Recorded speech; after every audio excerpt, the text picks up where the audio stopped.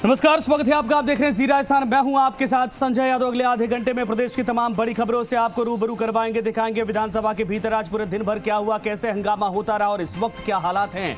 दरअसल विधानसभा में बीजेपी ने खत्म किया धरना। यह बड़ी अपडेट इस वक्त मिल रही है, बड़ी खबर मिल रही है। विधानसभा अध्यक्ष बोले जिन सदस्यों का निलंबन हुआ उनका निलंबन सदन के भीतर ही वापस लिया जा सकेगा। कल सुबह 10 बजे होगी बीजेपी विधायक दल की बैठक और विधायक दल की बैठक में बनेगी आगे की रणनीति। इस वक्त यह बड़ी खबर सामने आ रही है। आपको बता दें कि भारतीय जनता पार्टी की तरफ से सदन के भीतर ही धरना शुरू कर दिया गया था और विधानसभा में भारतीय जनता पार्टी ने खत्म किया अपना धरना। विधानसभा अध्यक्ष बोले जिन सदस्यों का निलंबन हुआ उनका निलंबन सदन के भीतर ही वापस लिया जा सकेगा। कल सुबह 10 बजे होगी बीजेपी यानी भारतीय जनता पार्टी विधायक दल की बैठक और विधायक दल की बैठक में बनेगी आगे की रणनीति। इस वक्त बड़ी अपडेट मिल रही है। सदन के भीतर धरना चल रहा था और कुछ देर पहले सहमति बन गई है। हालांकि विधानसभा अध्यक्ष की तरफ से साफ कहा गया कि विधानसभा के सदन के भीतर स्थगन की कार्रवाई, निलंबन की कार्रवाई हुई थी और इसके बाद अगर निलंबन वापस लिया जाएगा तो वो भी सदन जब चलेगा तभी होगा। ऐसे में अब कल सुबह 10 बजे फिलहाल बीजेपी विधायक दल की बैठक और अभी खबर यह है कि जो धरना चल रहा था उसको स्थगित कर दिया गया।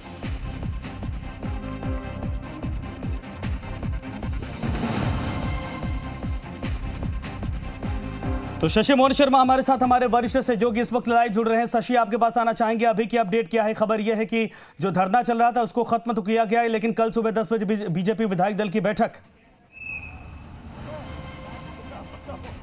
देखिए संजय, बीजेपी ने अपना धरना स्थगित किया है और ये धरना कल क्या सूरत होगी यह रणनीति कल बीजेपी के विधायक दल की बैठक में होगी। सबसे बड़ी बात यह कि बीजेपी आज के घटनाक्रम को लेकर के अपनी प्रतिक्रिया दे रही थी, इसे लोकतंत्र का अपमान बता रही थी, लोकतंत्र की हत्या बताया राजेंद्र राठौड़ ने और कहा कि जिन 4 विधायकों रामलाल शर्मा, मदन दिलावर, अविनाश गहलोत और चंद्रभान सिंह आकिया का निलंबन हुआ है उनका निलंबन वापस होना चाहिए। स्पीकर के चैम्बर में गए, बातचीत हुई, मुलाकात हुई, लेकिन इस मुलाकात में स्पीकर ने साफ तौर पर कह दिया कि निलंबन हाउस में हुआ है।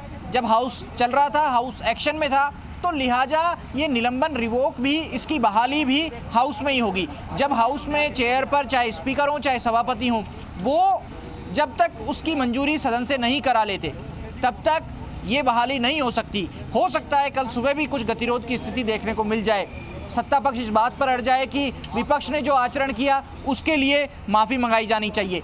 संभावना है, कोई एश्योरेंस नहीं है इसका, लेकिन अगर ऐसा हुआ तो गतिरोध बढ़ सकता है। कल सुबह 10 बजे बीजेपी विधायक दल की बैठक और उसी में सारी रणनीति तय करेंगे। सतीश पूनिया ने कहा कि बीजेपी हंगामा नहीं कर रही, वो अपनी मांग रख रही है और ये मांग सिर्फ बीजेपी की नहीं बल्कि उन 16 लाख अभ्यर्थियों की है जो रीट परीक्षा में बैठे, उन 26 लाख अभ्यर्थियों और उनके परिवारों से जुड़ी हुई है जिन्होंने रीट परीक्षा के लिए आवेदन किया।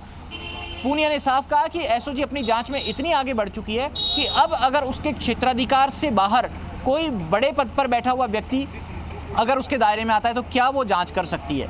लेकिन वहीं सत्ता पक्ष का कहना है कि सीबीआई केंद्र की एजेंसी है और केंद्रीय एजेंसियों का दुरुपयोग केंद्र सरकार पर आरोप लगाते हुए कह चुके हैं कांग्रेस के नेता कि केंद्र सरकार केंद्रीय एजेंसियों का दुरुपयोग करती रही है और इसमें भी आशंका हो सकती है। इस बात की क्या गारंटी है कि सीबीआई जांच करेगी तो तय समय में इसके नतीजे आ जाएंगे? क्या गारंटी है कि उसके साथ में रिजल्ट हो सकेगा, एग्ज़ाम हो सकेगा? तो यही कुछ गतिरोध है। इस गतिरोध का समाधान क्या होगा? क्या पूरा सत्र इसी तरह हंगामे की, इसी तरह नारेबाजी की आहुति चढ़ेगा? मुख्यमंत्री का जवाब आना है राज्यपाल के अभिभाषण पर, जो धन्यवाद प्रस्ताव पर वाद विवाद है उस पर। 23 फरवरी को बजट आना है, तब तक भी क्या ऐसी स्थिति चलती रहेगी? और अगर रीट की जांच सीबीआई को नहीं सौंपी जाती है तो क्या बीजेपी अपने इसी स्टैंड पर कायम रहेगी? ये बड़े सवाल है जिनका जवाब सिर्फ और सिर्फ आने वाले दिनों में मिलेगा। हमें समय का इंतजार करना होगा। ट्वीट में उन्होंने कहा कि देखिए, गुजरात हुआ, यूपी हुआ, कई राज्य हैं जहां पर ऐसे परीक्षाएं रद्द करनी पड़ी हैं। एक परीक्षा का जिक्र करते हुए उन्होंने कहा कि 4 साल में 4 बार रद्द हो चुकी है और क्या किसी की भी सीबीआई से जांच करवाएगी? क्या राज्य की एजेंसियां जांच करती हैं, उसमें कार्रवाई की जाती है?